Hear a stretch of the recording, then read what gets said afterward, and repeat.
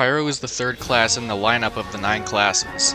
Pyro, in a way, is a jack-of-all-trades class, as he has a moderate walking speed, decent health, and decent damage output. Pyro is tied for the third largest health pool in the game, and has the default running speed. Pyro is equipped with the Flamethrower, the Shotgun, and the Fire Axe. Pyro has the potential to deal a lot of sustained damage in a short period of time, but his weapons are almost strictly short range, making him a weak class in mid to long range encounters. He's especially weak against things that can just sit outside his range like sentries, heavies, or snipers. However, his Flamethrower can deal lots of damage to anything that is within its range. Unlike Scout and Soldier, whose weapons were burst fire damage, Pyro's Flamethrower is a sustained damage dealer, meaning you hold down the button to continuously fire. If the flame particles are constantly hitting the enemy, it can tear them apart as it can hit multiple enemies at once.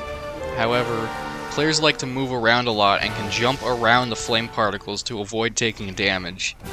You need to lead your aim and predict how the enemy will move with the Flamethrower to be effective with it.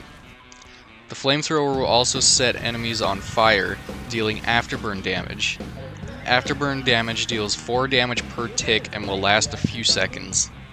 The Flamethrower has a secondary attack called Airblast. Airblast is a very useful utility that can blow players away from you, extinguish burning teammates, or reflect enemy projectiles. Airblast can be used to knock players off cliffs or knock ubered players away from your teammates.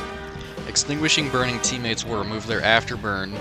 And lastly, you can reflect enemy projectiles like rockets, grenades, stickies, and basically anything that isn't a bullet. Reflected projectiles can damage yourself and the other team, but not your teammates. As reviewed in the Soldier video, the Shotgun is a very effective damage dealer for finishing off targets. Its damage is very consistent and effective for players who are just outside your Flamethrower's range. The Fire Axe is like the other stock melees, as it's meant for last resort situations. The Fire Axe almost never comes into play because you will typically always have ammo for both of your weapons. To summarize, Pyro can be a strong class in close quarter scenarios, but overall is a somewhat weak class. He is very limited by his short range, but his Airblast is a useful utility to support your team.